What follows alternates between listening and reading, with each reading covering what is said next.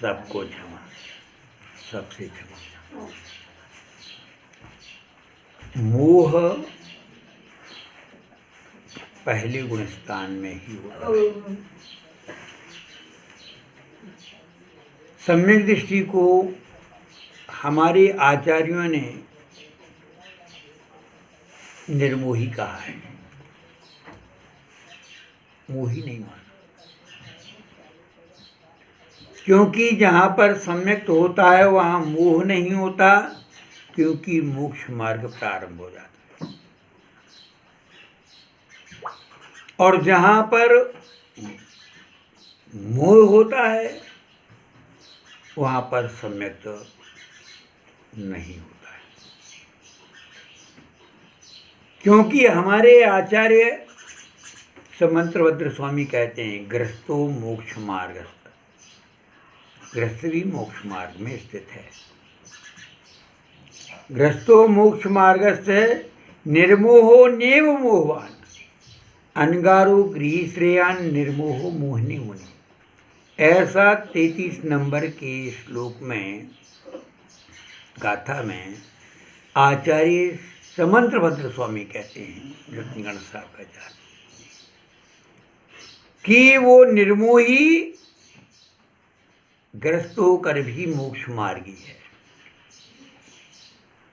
और मुनि अगर मोही है, पहले गुण स्थान में है, तो वह सम्यक दृष्टि श्रावक श्रेष्ठ कहा गया। इस बात को 47 नंबर की गाथा में, श्लोक में समंत्रभद्र स्वामी फिर कहते हैं, मोह तिमिराप हरणी दर्शन लाभादवाप्य संज्ञान राग देश वृत्ति चरणम प्रतिपद्यते साधु। वो कहते हैं, मोह तिमिराप हरणे, मोह रूपी तिमिर का हरण होने पर ही सम्यक दर्शन लाभ, सम्यक दर्शन की प्राप्ति होती है, लाभ होता है। क्योंकि सम्यक से यदि प्रकाश है तो मोह अंधकार,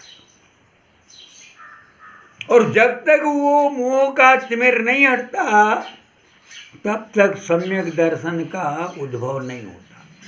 मोह तिमिराप हरणे, मोह रूपी तिमिर का हरण होने पर दर्शन लाभा, सम्यक दर्शन की प्राप्ति हो, संज्ञान, उसके साथ ज्ञान भी हो जाता है।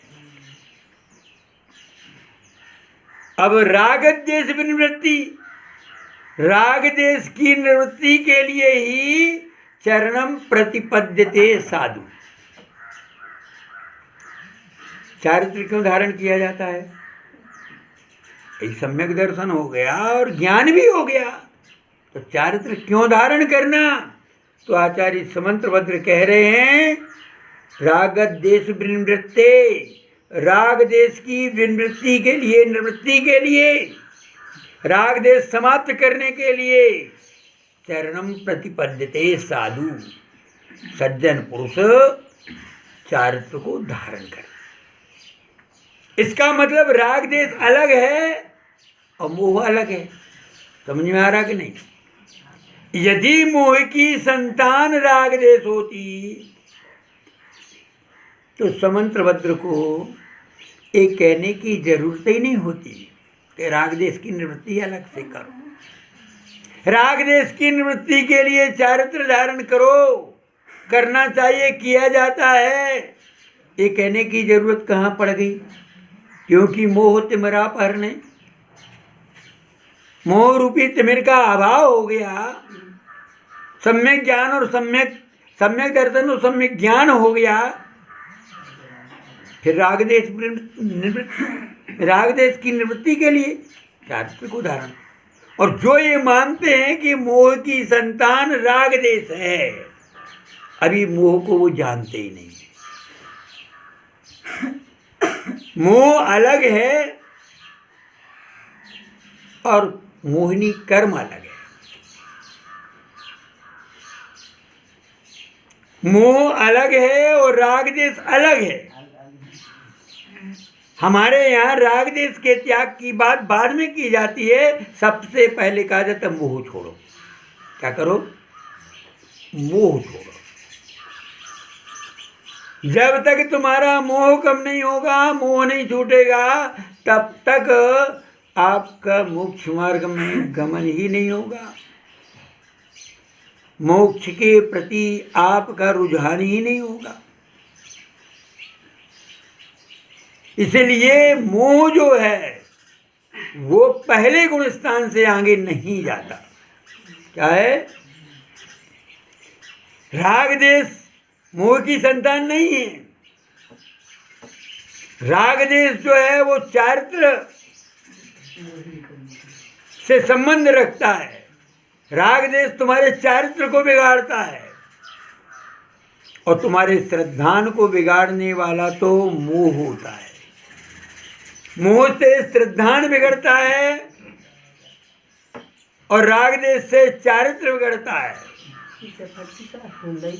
इसलिए चारित्र को संभालने के लिए राग देश को छोड़ना पड़ेगा। राग देश जो है वो कहाँ छूटता है, कब छूटता है? राग देश तो आगे तक बढ़ता चला जाता है, सम्यक दृष्टि को भी होता है और चारित्र मान को भी होता है, लेकिन मोह नहीं होता है। न सम्यक दृष्टि को मोह होता है और ना ही मुनियों को। अगर मोह हो तो मोक्ष मार्गी कहाँ हो गया? पहले तुम चौथे गुण स्थान को मोक्ष मार्ग कहते। मोक्ष महल की प्रथम सीढ़ी या ज्ञान चरित्र सम्यग्ता नला है सुदर्शन तारो भव्य पवित्र। इस तरह से आप बोलते हो। मोक्ष महल की पहली सीढ़ी तुमने चौथे गुण स्थान से चालू कर दी, कह दी ना? तो क्या मोह के सद्भाव में मोक्ष महल बनता है? मोह के सद्भाव में मोक्ष मार्गी नहीं होता। समंत्रभद्र स्वामी इस बात को 33 नंबर की गाथा में या श्लोक में कह रहे हैं। ग्रस्तो मोक्ष मार्गस्थो निर्मोहो नेव मोहवान अनगारो गृही श्रेयान निर्मोहो मोहिनी मुनि। क्या कहते हैं? 33 नंबर की रतगण साहब का आचार्य की कारिका उठा के देखिए, क्या कह? ग्रस्तो मोक्ष मार्ग। गृहस्थी मोक्ष मार्गी है। ग्रस्तो मोक्ष मार्ग निर्मोह, क्योंकि वो निर्मोही है। अगर निर्मोही हो गया है गृहस्थ तो वो मोक्ष मार्गी है। निर्मोह मोहनो मुनि। यदि मुनि मोही है तो अनगारो गृही श्रेय, उस साधु से भी श्रेष्ठ है। कौन? तो अब इसका मतलब ये हो गया कि श्रावक भी मोह रहित होता है। जब मोह रहित श्रावक होता है तो मुनि मोह रहित क्यों नहीं होगा?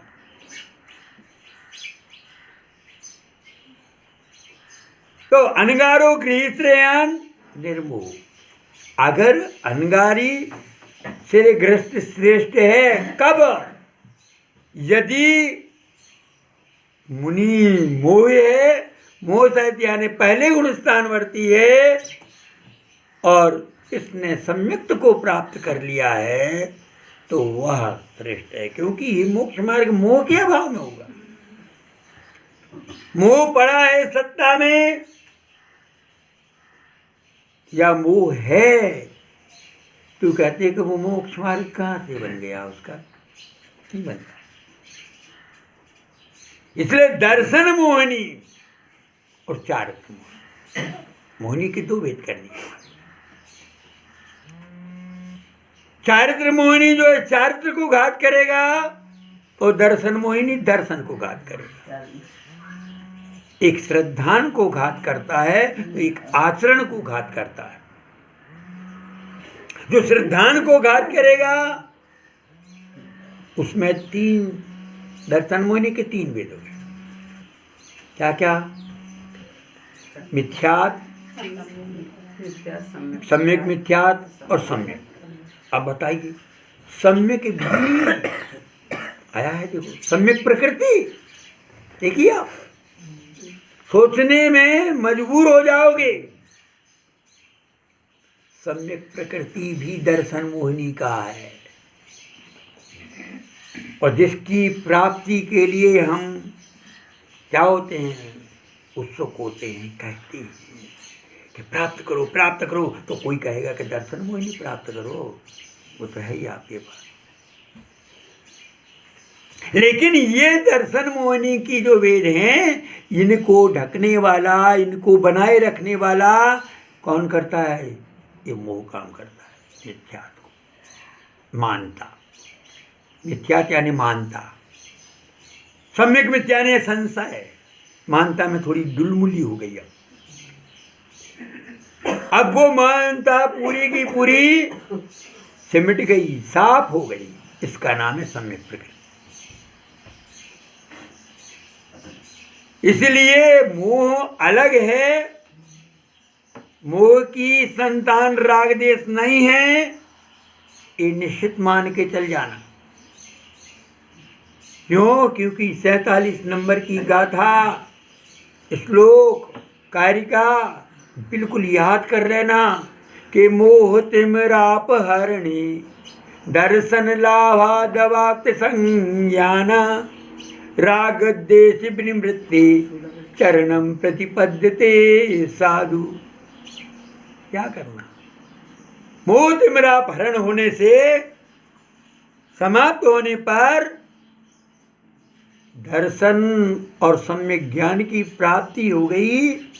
लेकिन राग देश निवृत्ति, राग देश की निवृत्ति के लिए चरणम प्रतिपद्यते साधु, चारित्र को धारण करो। साधु लोगों, चारित्र को धारण क्यों करो? राग देश की निवृत्ति के लिए। मोह की निवृत्ति तो मिथ्यात गुणस्थान से जैसे ही वो सम्यक्त में गया और समाप्त हो गया।